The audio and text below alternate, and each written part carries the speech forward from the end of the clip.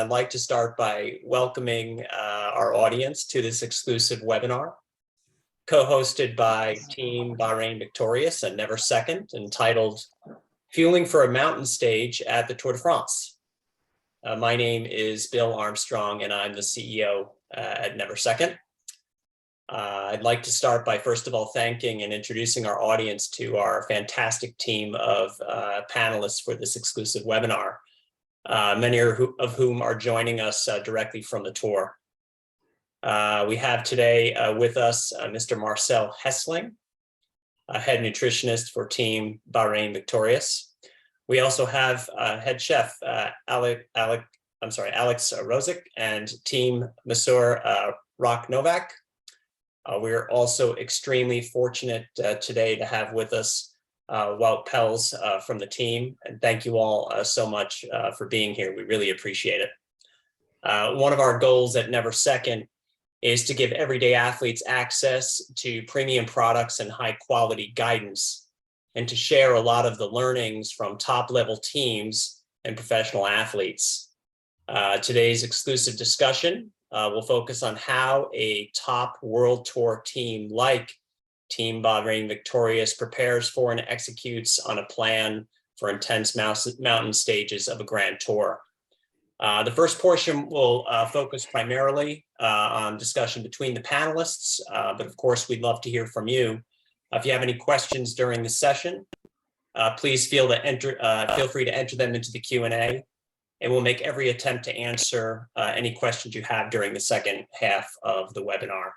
Our session today is hosted by our Chief Scientific Officer at Neversecond, Dr. Oscar Jeukendrup. And with that said, I now give you Oscar. Yes, hopefully everyone can hear me okay. I had some challenges with the internet, but hopefully it'll work throughout. This webinar was really about fueling for a mountain stage, and I think we have quite a mixed audience. Some who are looking to get some information for themselves for when they go out on their long rides. Others are here because they are working in a similar sort of professional setting. And there may be many other reasons why people have joined today. But there will be probably some practical messages for everyone here. I know that we have Alan on the call here, who can show us a little bit about the inside of, like, what does it look like at the tour when you're traveling like day after day, and you need to get these meals ready. And I know he has a very busy afternoon ahead, so I'm gonna probably ask him first to give us a little tour, and then we can let him do his job. We have seen then what it's like, and it'll give us a little bit of context when we have the discussion.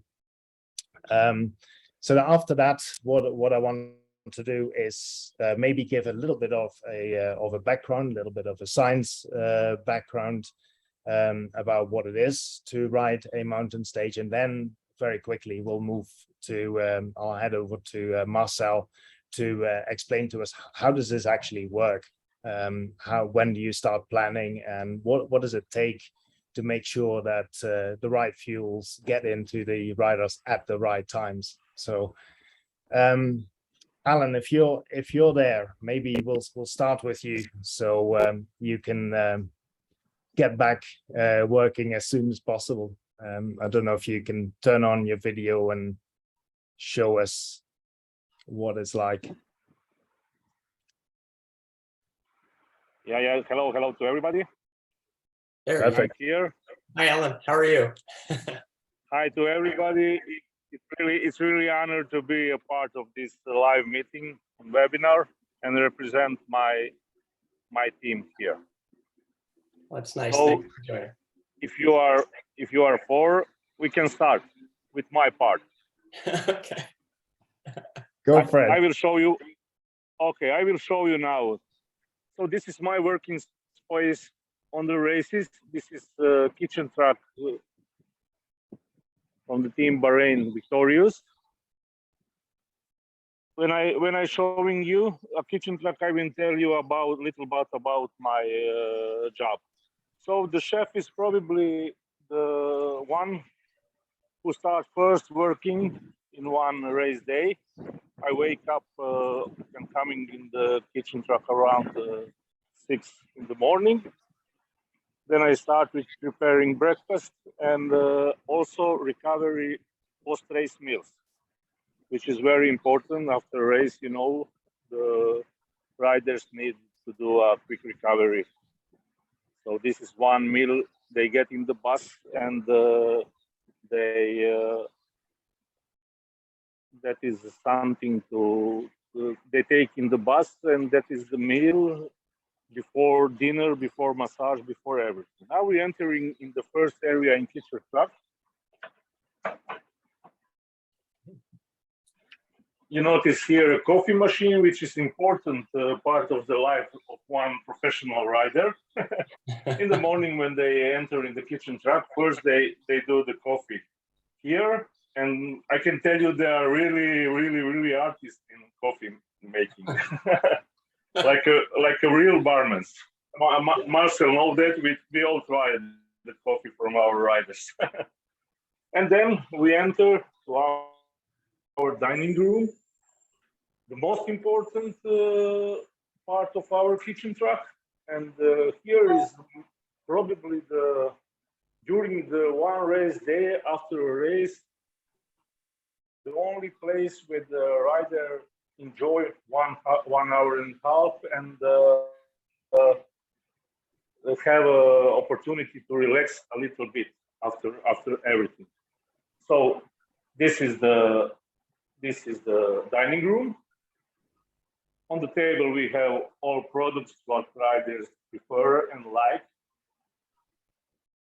Here I can show you spot of our road Pauls, who is also in this meeting.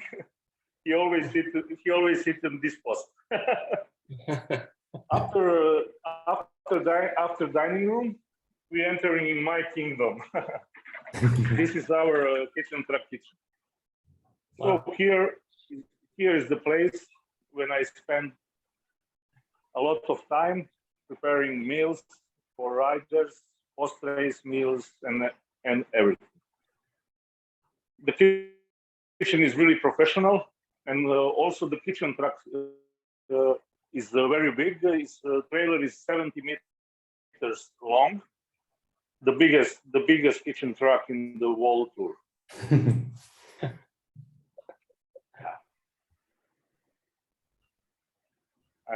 I hope you like it, everybody. Yeah.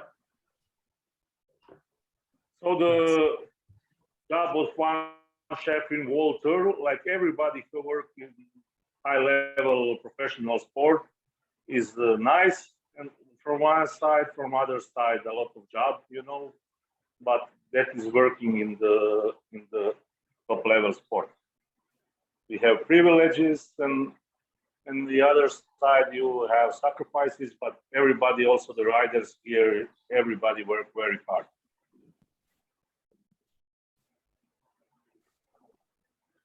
So this is one what I can show you from little tour on our kitchen truck. If you have some questions or something, go for it. Okay. Fantastic, Alan. I think we'll do questions at the end. So you may not be there, but maybe Marcel can answer some of those questions. I do have a question for you. When you walk past the coffee machine, who of the riders is the #1 coffee expert? I can tell for now, my view, it's Henrik Hausler. Henrik Hausler is one of the best coffee makers. Oh, there we go. And also, I forgot to tell one important thing. So every day we have to close this truck. So when riders go to the start of the race, we close this truck, and then we have every day 3-4 hours of transfer, arriving on another hotel, again opening the truck, systemize everything, again cleaning, and then I start with preparing the dinner. So the day is really, you don't have a lot of free time. When you're not working, you are in the transfer, and that's it. And Alan, where do you store the food? Sorry, I didn't hear you. Where do you store the food? Or of course, yeah, we have fridge in our kitchen truck. We don't do so. We every few days getting the ingredients, because we always want to work with fresh meat and vegetables, fruits, and everything. The basic ingredients, like, I don't know, avena for porridge, or agave syrup or something like that. Like, for example, rice cakes, or for example, jams and marmalades, we get from our sponsors. So, and fresh, also one part of, for one part of race, few first days, we also get the meat from our sponsors. But then I have to shopping, to the supermarkets and choose. I prefer to go to the supermarket and choose by myself ingredients that I'm 100% sure that they are fresh and high quality. Thank you very much. I think Alan will let you get back to work. It was an amazing insight into your life, into your kitchen. Thank you so much for sharing that, and good luck the rest of the tour. Thank you, Alan. Thank you. Thank you very much to you all, and see you somewhere in the road. Bye-bye. Thank you. Bye-bye. See you. Bye. Ciao, ciao.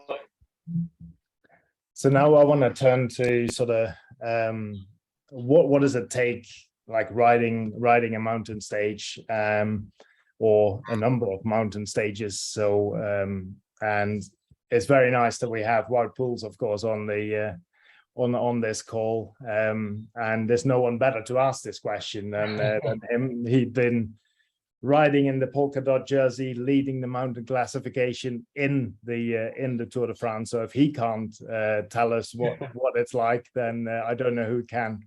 So maybe Wout, you can tell us a little bit how is a mountain stage different from a normal stage? What does it take? I think, like, if you have a mountain stage, you have to fuel, of course, a lot more than on a flat day. And that's why we also have Marcel, who make all the plans, what we need to have. But actually, before the mountain day, it starts already with fueling. Like, then you make already the plan for the day after. So you always like one day, we say one day behind to make the plan. Oh, hello. I'm still there. We just lost you for a second, but. Oh, okay. So you always are preparing like one day before the mountain day. So then starts already the planning of the next stage. So that's, of course, really important. And you burn so much more energy in the mountains than on a flat day. You're in the peloton on a flat day. You save a little bit of energy. And in the mountains, you are pulling so hard. You also, of course, burn more carbs. So yeah, then it's like food is like the key to make a good mountain day. Yeah. So in terms of, there's a lot of people probably on the call who are familiar with power outputs, and like some of these climbs are an hour or even longer. Sometimes. What is the sort of power that you would need to get to the top? Yeah, that depends a little bit, of course. Like for example, last year when I go for the break, then I I start above threshold, then you go to threshold, and then you go a little bit less just to get in the break. So that's almost like flat out to be in the break. And then you have to pace yourself the rest of the day to get as much as possible points. But if you're on a peloton, if the break is gone, then you go around like a little bit under zone 3. So like just uncomfortable pace to get to the top. And pretty hard actually. Yeah. So I'll explain in a little bit. Actually, I can do this straight now. And Bill, if you can give me access to share my screen, then I'll just share a few science slides, and then we'll. Should be all set, Oscar. Okay, though. Okay, so hopefully you can see the screen now. You can see fine. Mhm. Yeah. So if you're pushing that hard around sort of threshold or just below threshold, then carbohydrate is going to be your main fuel. So you can see, I often compare humans to cars, but they're very complex cars. Cars have usually one fuel source. Some cars have two, and that's complex. But humans have different fuel sources for different tasks. So on the left here, for example, we have phosphocreatine, which delivers a lot of energy in a very short period of time, but its stores are extremely small. On the right, we have fat, and that's the opposite. We have very large stores. Even like a very lean athlete will have relatively large amounts of energy stored as fat. The problem with that is it can deliver energy, but not at an extremely fast rate. And of course, it's trainable. Like someone like Wout will be extremely good at burning fat and using fat as a fuel. But when he goes at threshold, he will still have to use carbohydrate, because relatively speaking, for him, if he's pushing it, he needs this carbohydrate. Now, where we are also a little bit more complex than a car is that we have this fuel here we can use in two different ways. We can use it very fast through glycolysis, and we would make lactate.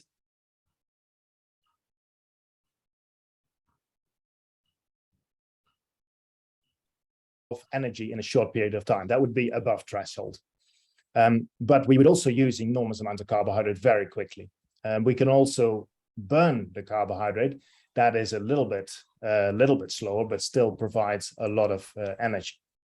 So with that as sort of the background, I just want to show you some of the comparison numbers here. So really what we're doing is we turn these fuels, all these different fuels that I showed, we turn them into ATP. And ATP is really what the muscle uses as the actual fuel. So if we break down phosphocreatine, we get 2.25. Now let's just not look at the units, but just the number here, 2.25. Glycolysis, so we make lactic acid, 1.1. That is only half of what phosphocreatine can provide.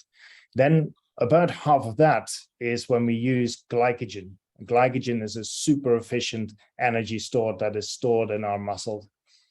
Half of that is when we use glucose from the blood. And also when we talk about feeding, that's really where feeding sits as well. So it's not as effective as like glycogen oxidation or glycolysis, but it is much more effective than fat burning. So keep that in mind. Now, if we look at the stores, we store carbohydrate in two places: the liver, about 60 to 90 grams, and muscle, 400 to 800 grams. Now, in the liver, this is something that when we wake up in the morning, our brain has used up a lot of the glycogen, a lot of the carbohydrate that was stored in the liver. So that's why breakfast is important. In the muscle, we can store 400 to 800 grams of glycogen. That seems a lot, but we will see in a second that you burn through that quite quickly. We also have fat stored in the muscles, and the better trained you are, actually, the more fat you can store in your muscle. That seems maybe counterintuitive case. And then we have also fat that is in adipose tissue, and that is relatively large. So if we, like, these are some numbers, let's look at the column on the right. Say someone produces 300 watts, and humans are typically 20% efficient. There is a little bit of a difference, but not a huge amount of difference between a professional cyclist and a more recreational cyclist. There are differences in efficiency, but overall it's roughly 20%. That means that if we measure 300 watts with a power meter, there's actually 1500 watts that needs to be produced. And you can calculate that that is 350 calories per second, 22 kilocalories per minute. And really, if you're pushing around threshold, 80% of that would be carbohydrate. And that means we are using 18 calories of carbohydrate per minute, or 4.5 grams of carbohydrate per minute. Now, if you do that for 45 minutes, then you will use more than 200 grams of carbohydrate, and that's just in one climb. So that's, and then of course, if you push a little bit harder, then that number of course goes up. Now, what is important is that studies show that muscle glycogen, the really efficient energy source, gets broken down whether you take on board carbohydrate or not. You see these two lines here. In one condition, 4 hours of cycling, these riders receive carbohydrate, and in one condition they receive placebo. And you can see that muscle glycogen just gets used. There's nothing you can do about it. Even when you ingest large amounts of carbohydrate, your muscle glycogen just gets used. Carbohydrate feeding is still important because it helps you here to maintain your blood glucose. So if you would just ingest water, then after 3 hours, your blood glucose would drop. And this is probably where you would bonk or hit the wall. By feeding carbohydrate, you can maintain high rates of carbohydrate oxidation throughout. And that is something that if you don't eat enough, or in this case, it's water, it drops off. So feeding is really important. And we've worked for many years. We did many studies looking at this, but we worked with the idea that if you can get more carbohydrate into a rider, it would add.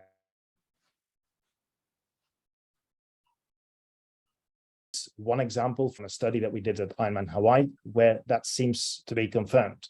We looked at a number of athletes who completed the Ironman in different times. A smaller number here is a smaller finish time, is a faster athlete.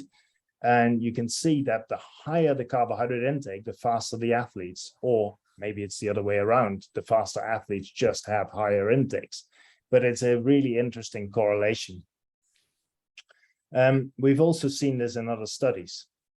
And the carbohydrate amounts that are required are probably so high that you cannot achieve it with one simple type of carbohydrate. So if we took maltodextrins or glucose, just one type of carbohydrate, we could not get to the high carbohydrate intakes that are needed of maybe 90 grams per hour, maybe even more.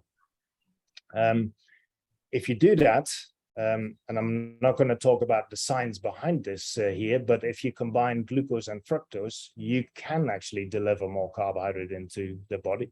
And in this particular study, this time I've picked a study from someone else. I usually refer to our own studies, but this is a study by someone else. Cyclists, not the same caliber as Wout, but 100-kilometer time trial. They managed to ride 221 watts with fructose or glucose and fructose, and 204 watts with glucose. That's 8% difference. They were also asked during that 100-kilometer time trial to do 1 kilometer sprints 4 times. And you could see that all of those 4 times, the power outputs during those sprints were also higher. So very clear evidence that this combination of carbohydrate and delivering more carbohydrate really works. This has made it into the recommendations that we have today, where the amount of carbohydrate that you need is really dependent mostly on one factor, and that is the duration of your exercise. If it's 1 to 2 hours, you don't need to take much, maybe 30 grams an hour. 2 to 3 hours, we recommend 60 grams an hour. But anything over 3 hours, or maybe even 2.5 hours, you should start to think about carbohydrate intakes as high as 90 grams of carbohydrate per hour. But if you do that, you cannot rely on just one type of carbohydrate. It needs to be the mix of glucose and fructose. Now that brings me now to sort of the Neversecond products. So that last graph, you saw recommendations were 30 grams, 60 grams, or 90 grams per hour. You can see this back in the Neversecond products. So C90, for example, that is 90 grams of carbohydrate or 3 units. And C30 here is 30 grams, and you can see that is 1 unit.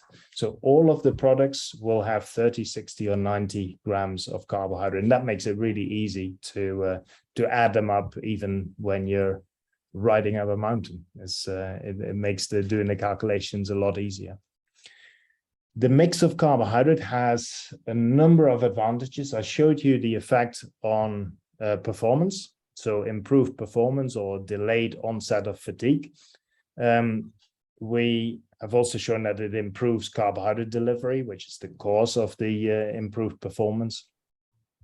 But it also helps with gastric emptying, and it helps with fluid delivery. So if you have this mix of carbohydrate, you get more fluid into the body at the same time as well. And because it's faster absorbed, that is very likely that is also the reason why you get less GI problems with this combination. So this is a summary of a large number of studies that's been done on these mixtures. So last slide. This slide I want to use to sort of set the scene for Marcel, because I think these are the challenges. So say that in 90 minutes, you could use as much as 600, maybe even 900 grams if you would go above threshold of carbohydrate.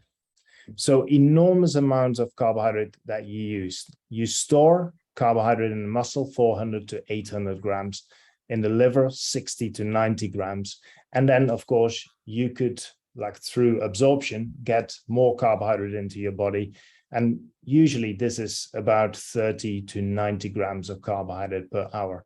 So you can see that when riders are really pushing and carbohydrate needs or carbohydrate use is this high, that making sure that your stores are adequate at the start and fueling during becomes really important. So with that, I want to hand over to Marcel and maybe ask, like, Marcel, how do you do this? We now move from the beautiful theory, like the academic side of things, to the real world. Like, how do you do this? Where does it start? I'll stop sharing my screen so we can see you.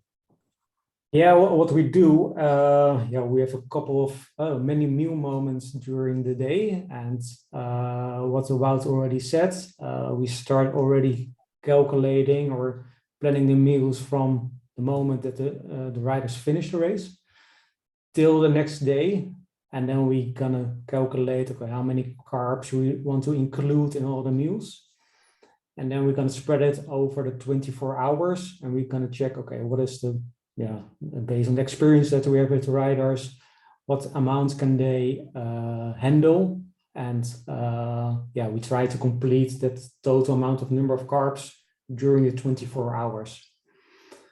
So that gives sometimes some challenges, especially for the mountain stages, because then for all the meals you're quite on the limit what the riders can consume. So based on that, we try to make specific menus that it is easier to get the really big amounts of carbs during the meals. So for instance, for more easy stages, then we use more products that is more, let's say, healthy, but then you have the consequence that it's more fiber rich.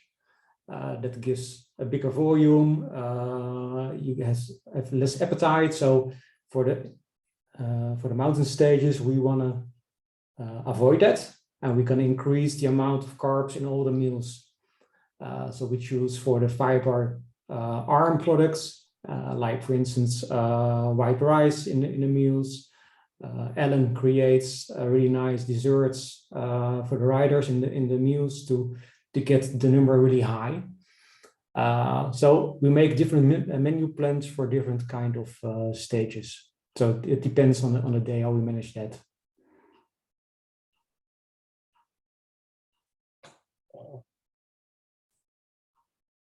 I think you are on mute, Oscar. Sorry, that would help, wouldn't it? I was going to turn to Wout and ask, it's like what you experience as some of the challenges maybe during when riding a tour. Is it volume of food, or is it the Yeah, I think at the beginning, the first week, I'm always hungry. Like, we train hard, and I always want to eat. I only think about food the whole day. So the first week is not really a problem. But then when you really get to start week 2, week 3, you get fatigue, tired, and everything. And then sometimes it's a little bit of struggle to get all the carbs in. So then it's nice to have really like an exact planning together then with Marcel, that he calculates what you need to eat. So I'm always afraid that I don't eat enough after the race and in the morning. So then for me, it's really helpful to have Marcel with the numbers that you say, okay, you need to eat so much. So at least, you know, when you go to bed, like, okay, I'm done. I had enough food. I don't have to worry about, you know, that sometimes you get a little bit insecure if you don't know if you had enough food, and then, yeah, you can sleep easy because, you know, you're going to be normally ready for the next day. So for me in the Grand Tour, it's always like that last 1.5 week when you get really tired. Yeah, that is get more difficult to get all the amount in. Yeah, I think it's quite an important message as well, because often people say, well, your body will tell you how much you need, which is true in the first week. Yeah. But when it's this extreme, and in the second and the third week, your body may not always tell you exactly what you need. So yeah, you're right. And what about sort of fueling during the stage, Marcel? How does that work?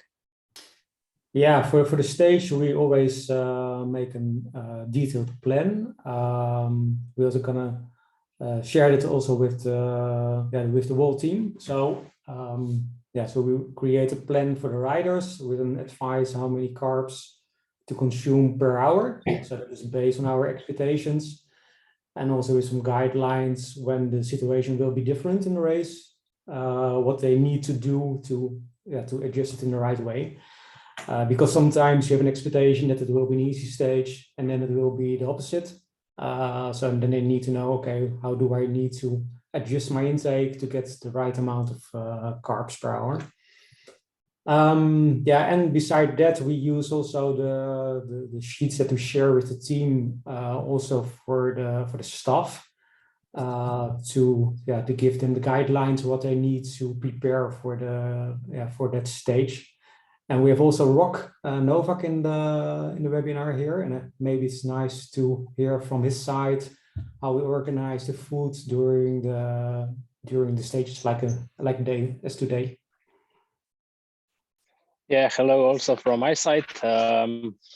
As now my colleagues are dealing with one mountain stage in the tour, I'm here to represent my group. So yeah, we are working together with our nutrition group closely every day. We get this nutrition plan for the stage. We sit down in the evening before the stage, and then we write this down in our way, how to deal this on the field. And then in the morning, there is always at least 2 or 3 guys from Marcel's group to do the bottles and gels, everything ready, because normally, let's say in a mountain stage, we have at least 3 or 4 cars that is doing this fit points, as we call them, like on top or in the middle of the mountain or at the beginning of a climb. So yeah, of course, we prepare bottles around 150 to 200 per day. But that also depends on the weather. And then we check on this nutrition plan what we put on the bottles. So normally we put 1 or 2 C30 gels. Then on the stage we also have these official fit zones where we give mosettes. So each mosette normally contains 3 C30 gels plus 1 C30 caffeine gel, and then some 2 to 3 rice cakes, some paninos, as we call them in cycling world, These are like small sandwiches with ham or with a jam. And of course, 2 bottles. Then we also need to put one sparkling drink or soda drink. How do you call it? I don't want to call it. I don't want to tell a name, but you all know what it is. You can tell them. Yeah. Yeah, so that's the musette. And what else? I think that's pretty much it. Then you just need to drive from the start to the point where you give the bottles, then rush to another point to give another bottles, and then to the finish line normally. So it's a busy day, but yeah, you need to be there for the riders, because if they don't get that bottle or that gel, it's all for nothing. You can do all the planning, but if you don't finish it on the terrain, it's all for nothing. And you sometimes have riders ask for something else, and you're handing out at that point?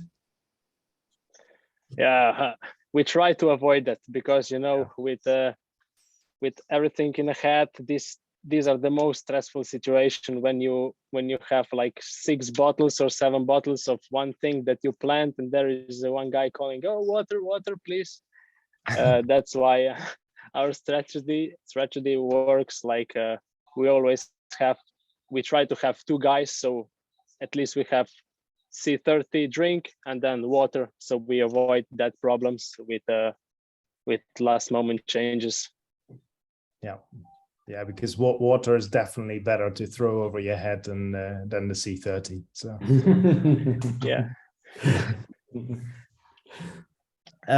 I think we've got some questions in the Q&A already, because I think we should probably switch and let people ask their questions to really to any of our sort of panelists here. I don't know if you want to moderate that. No, yeah. Absolutely. We have quite a few questions that have come in, so I'll let me go and let's start. So this question comes from Alexandra. How do you predict the amount of kilocalories spent on a stage, flat or mountain, to ensure the right fuel for the athlete when you don't have access to a validated power meter? That's the key is in that last piece.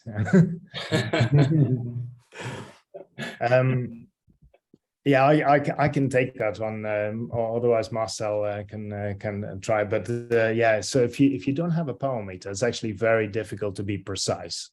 So with a power meter and a lot of knowledge about the rider, you can put the pieces together, and you can really know what intensity zone they're working, and from that you can come up with a pretty accurate prediction of carbohydrate use.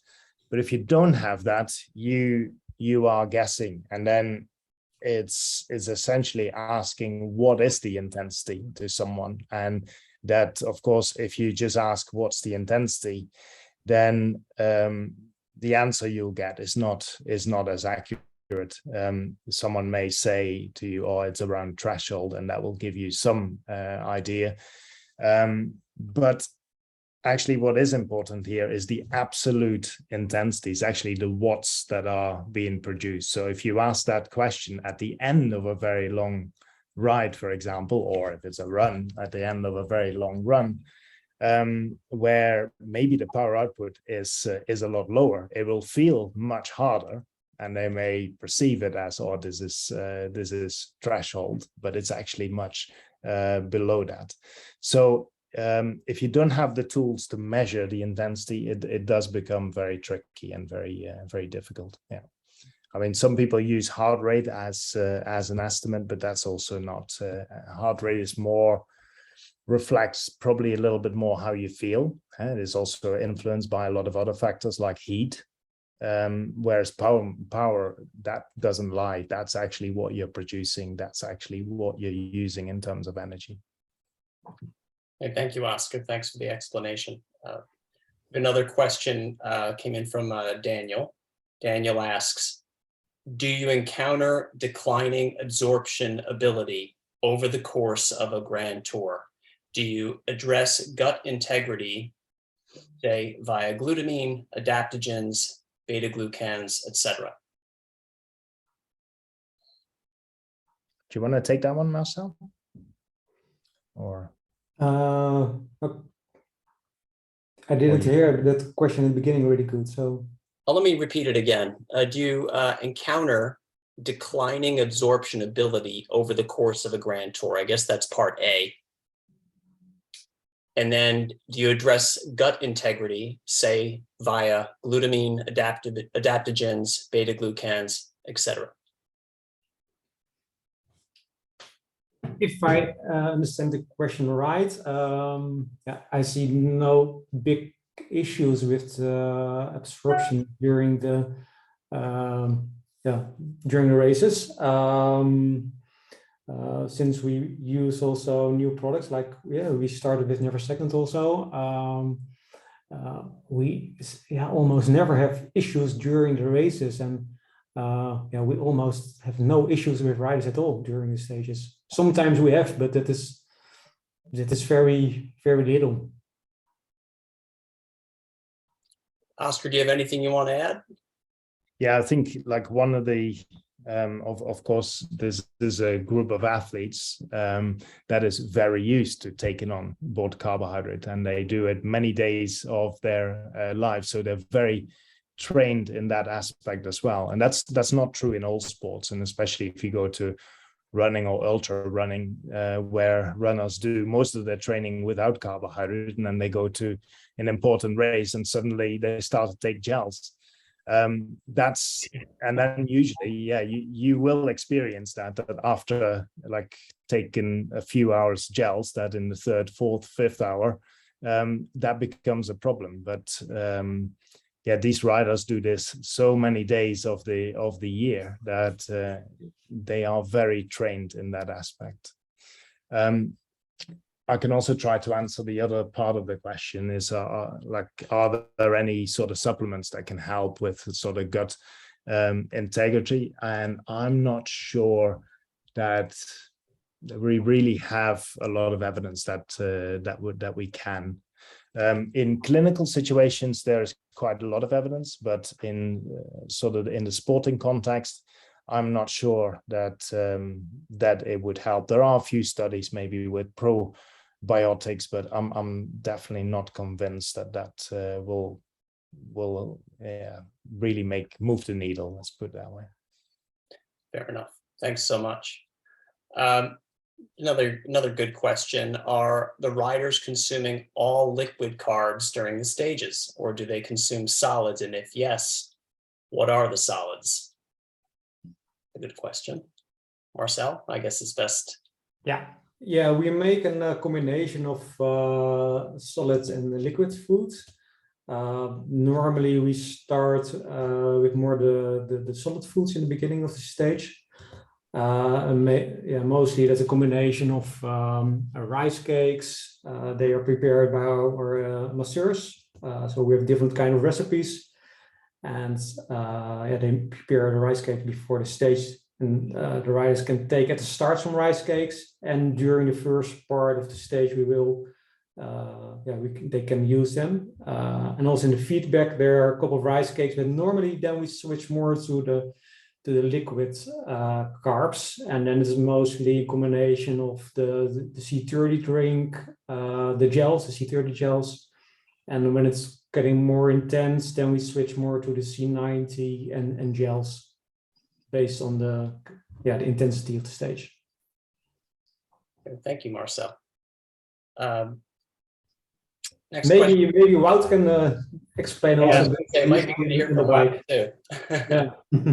So in the beginning of the race, normally I do solid food like the rice cake, but I also make a lot of time the combination, just the rice cakes and the gels. So I also start already in the first hour with taking gels, because for me sometimes it's like a gel, you take it, eat it, and then 5 seconds on. And with the solid food, takes a little bit longer eat it. So, but yeah, but normally you do like, especially when it's not a hard start, a solid food, and then you during the race you go to the gels.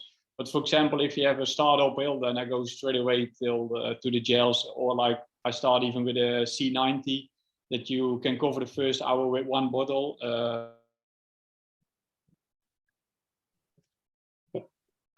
And then yeah, you just do gels and C90, and then you cover like almost 2 hours with not a lot of stuff with you. Oh, fantastic. Thanks so much, Wout. Next question is from Daniel Weiss. He asks, 90 grams per hour during less than 3 hour efforts seems to be desirable, but not always practical for longer races. How do you troubleshoot this? Oscar. Yeah, I can try to take that one. I think we've actually, this is something that we've really tried to address with the product, because we started to develop the product from scratch, and I think this is one of the real problems that athletes have with the vast majority of products that are on the market, that after a while you just become extremely sort of tired of the taste. And that is partly because the most products on the market are developed with a sort of taste panel. They put a few people around the table and they say, oh, can you try this drink or try this gel and let us know what you think. And they rate it while they're sitting at a table and having a chat. And that is completely different than what happens on a bike. And what you should be doing is ask that question, how does this taste 3 or 4 hours into a ride?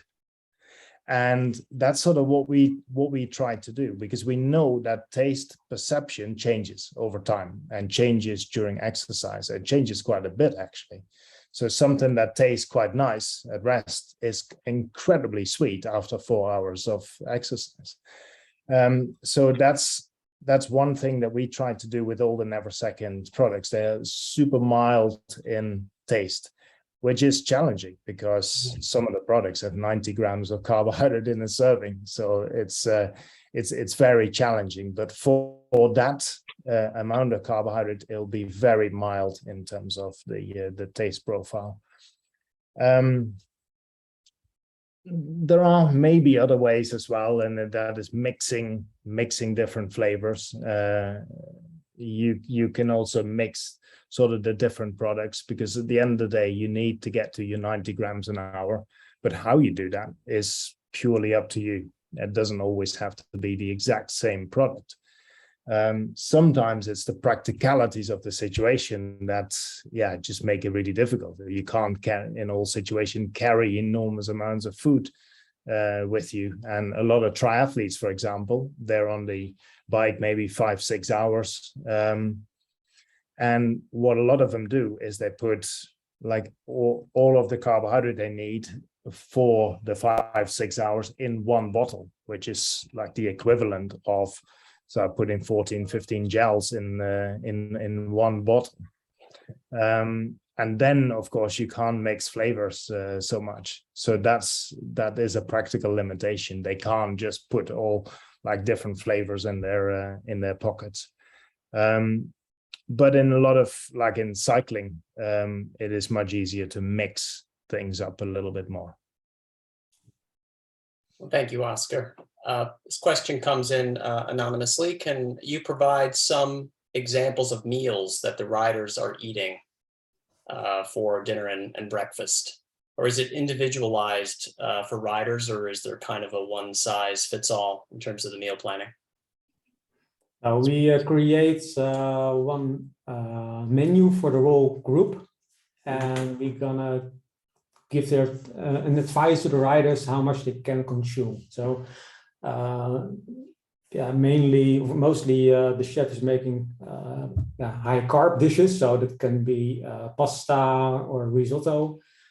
Mostly those are the kind of carbs that we use. We have also a couple of Italians in the group, so they like to have the pastas or risotto. Yeah, we made different kind of recipes, and all the recipes, they are kind of standardized. So we know exactly the amount of carbs and yeah, what is inside exactly. And those numbers we use for the calculations to get the right amount of carbs into the rider compared to the calculations that we make. Yeah, so every rider has a different target for that meal. So a rider can have 150 grams of carbs for as a goal for to complete his meal, and another rider 200, 210. So it depends on the kind of rider, the body weight, the expectations for the next days, and based on that we make the menu. And at least and to finish the menu, we gonna make a dessert for them. And also that depends on the kind of stage the next day. So for an easy stage next day, then it is more, you can say like a fruit dessert with some yogurts. And if it is a hard mountain stage, then we can give them an apple pie, a crostata. That's the Italian high carb dessert. So that are some examples. Well, thank you so much, Marcel. So when it comes to individual riders, when you get into, for instance, their body weight to the type of rider they are, there's kind of a pre-calculation done by the team and agreed upon with the rider that this is what works best for you, and that's so there's some sameness, but then also some level of personalization, it sounds like. Yeah. And we always ask for their feedback after the stage. Okay, how did you feel the last stage? And that we take also into account for the calculations for the meals. Mm-hmm. So it's a little bit a mix of calculations and also their feedback. So if they are really hungry and we made a calculation that is not fitting, okay, then we're gonna discuss with the rider. Okay, maybe we need to adjust it a bit, but it's a mix of both. Okay, fantastic, thank you. We have time probably for three. We have received a flood of questions, so just out of respect to the team, will probably I'll answer maybe 3 or 4 more, and then there are probably another 35 outstanding that are even more that we're not going to probably have time to answer today, because we'll be here for quite some time to answer them all. So what we can do is we'll tend to those questions offline, and we will make sure to answer them though. So next question comes in from which is, do riders take any omega-3 supplements or drink beetroot juice for its presumed benefits for better endurance? Yeah, that's fine. Yes, we use beat it during the races. So yeah, we use it some specific periods to some stages, and then we give it to the riders, and yeah, based on the plan. So normally we consume 2 doses a day, and what is that till a peak moment. Okay. 2 more questions. The next one, this is one that I think we get asked quite a lot. I'm assuming all tour riders are consuming over 90 grams an hour. At this high rate of intake, are they still concerned about 2 to 1? If no, what SNP are they using? Oscar, do you maybe want to address that question? I'm definitely not convinced that everyone is consuming 90 grams an hour, even today. I think there's plenty of riders that are well below that. Also because it's not that easy to do. It's easy to say it and easy to give that advice, but it's not so easy to do. It's in some parts of the race, it's hard because you can't even take your hands off the handlebar. In other parts of the race, it's just too hard to eat. So it's on paper it's easy. In reality, it's not, and that's why I think there's still a lot of riders who don't even come close to the 90 grams an hour. But I think everyone will know that it's important. That is, I think there will be very few riders who don't know that it's important. And yeah, they should be concerned about the ratio, especially in the second part of the stage. And I think because once you start mixing different things into your stomach, that will determine whether it can be absorbed or not. So we've talked about sort of solid foods, and for first part of the race, that is great. In the second part of the race, where you really want all that energy to be absorbed, you do want it to be the 2-to-1 ratio, or maybe slightly different ratio if you go an even higher than 90 grams per hour. But it does become important. I think sometimes people forget that everything just gets mixed in the stomach, and what the stomach content, what is in there, that is really what is important. So I think in a previous webinar, we talked a little bit about sort of isotonic drinks. Like everyone was talking about isotonic drinks and how important it was to have the right osmolality of the drink. Well, it depends. I mean, there are studies that show that an isotonic drink will deliver fluid very rapidly. But if you put an isotonic drink in your stomach together with some sort of bar or some fruit or some panini, well, there's nothing isotonic about your stomach content anymore. So the moment you combine them, the whole claim of like isotonicity is gone. It's pointless. So what you should be concerned about is what is actually at the end of the day, what is your stomach content. This is also one of the reasons why when we developed the product line for Neversecond, all of the products have the same composition. So you can mix all of those products in the stomach and it will work as it is claimed. So I think that's probably the answer to that question. I don't think anyone, and not all of the riders are taking 90 grams an hour. They know it's important, but it is important that you get the right ratio. Thanks so much, Oscar. We have probably time for one more question. This question is a caffeine question, I think. How many milligrams of caffeine should be in the nutrition plan for a mountain stage? I know it's probably a tough question to answer.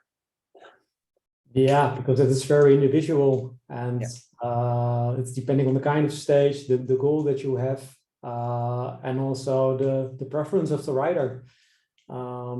We have also some riders in the team who don't like to take caffeine because sometimes they have the feeling they do too hard effort, and that they need to recover harder than when they don't take it. Maybe Wout can also tell a bit about how we use caffeine in the races. So I don't take it every day. I only take it in the important day that I think, okay,